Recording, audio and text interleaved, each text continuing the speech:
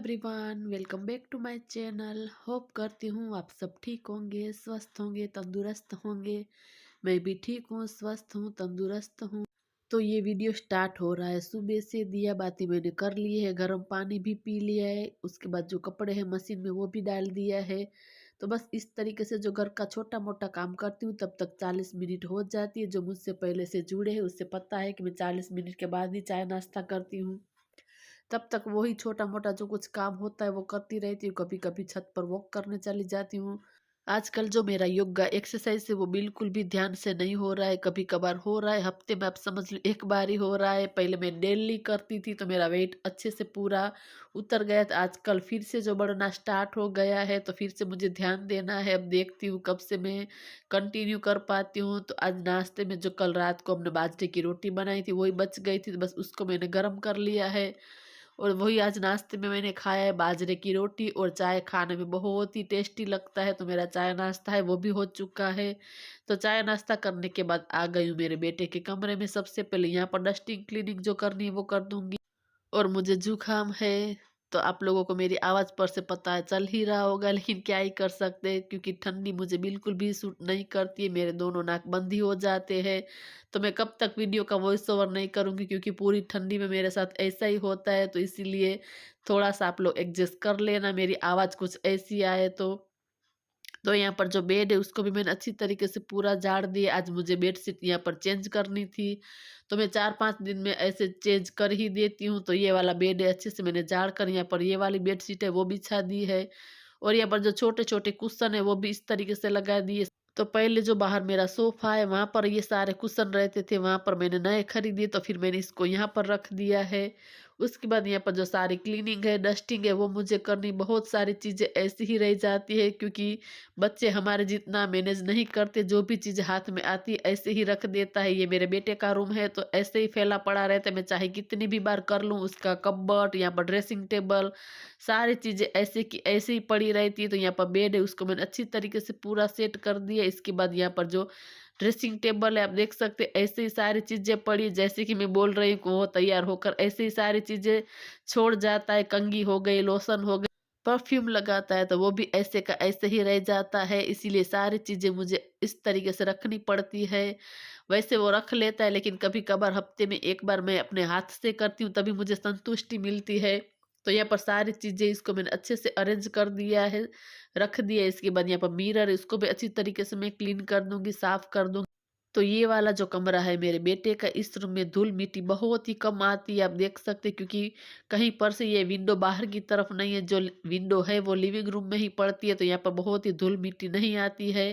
तो यहाँ पर पूरा अच्छी तरीके से साफ कर दिया। और यहाँ पर सामने आप देख सकते हैं स्विच बोर्ड के नीचे बहुत ही दाग धब्बे वाला निशान हो गए क्योंकि हमारे हाथ कभी-कभी गंदे होते हैं, कुछ न कुछ इस तरीके से हाथ लग जाता है। तो यहाँ पर जो मैंने नेल रिमूवर आता है वो लिया। इस तरीके से पूरी डिब्बी के अंदर कॉटन आता है, इसी से मैं थोड़ा पहले क्लीन कर दूँगी, ऐसे घिस दूँगी। उसके बाद जो लिक्विड डिश वॉशर आता है उससे मैं साफ़ करूँगी तो आसानी से इस तरीके से दाग निकल जाता है। अगर ऐसे ही मैं लिक्विड से साफ़ करती तो उसको देर लगती निकालने में। तो आप देख सकते हैं जैसे ही मैंने लिक्विड से यहाँ पर स्क्रब से थोड़ा-सा जो पोंछा तो आसानी से पूरा जो दाग है वो निकल।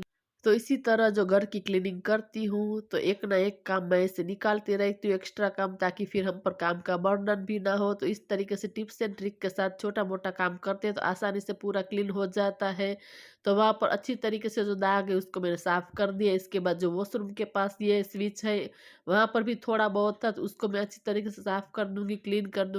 तो ऐसे ही हम हमारी छोटी-छोटी हैबिट की वजह से ही हमारे घर को साफ रख पाते हैं, नीट एंड क्लीन रख पाते हैं। बस थोड़ी-सी समझदारी और सूझबूझ से जो काम लेते हैं, तो आसानी से जो हमारा घर हम सँभाल पाते हैं। तो ये वाला जो कमरा है अच्छे से मैंने पूरा साफ कर दिया, डस्टिंग क्लीनिंग भी हो चुकी है। स्विच बोर्ड के नीचे जो दाग था वो भी अच्छे से आराम से निकल गया है। तो बस ऐसे ही जो थोड़ी-सी चालाकी से जो घर का काम करते हैं और हमारे आस-पास हम देखते हैं कि कौन-सी चीज़ हम यूज़ में ले सकते हैं, तो फिर आसानी से जो हम काम बिना बर्डन के कर सकते, बस थोड़ी-सी समझदारी ही लेनी है।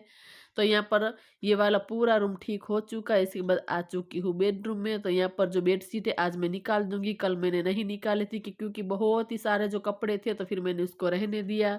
तो आज पूरा बेड है इसको मैं अच्छे से साफ करूँगी। आपने कल देखा था कि ऊपर मुझे डस्ट दिखाई दे रही थी, मैंने ऐसे ही साफ कर दिया था। तो आज मुझे बेडशीट चेंज करनी थी, तो सबसे पहले जो बेड है उसको मैंने अच्छे से साफ कर दिया है। तो बस ऐसे ही वीक में एक बार अच्छे से मैं पूरा बेड है उसको भी अच्छे से साफ कर देती हूँ।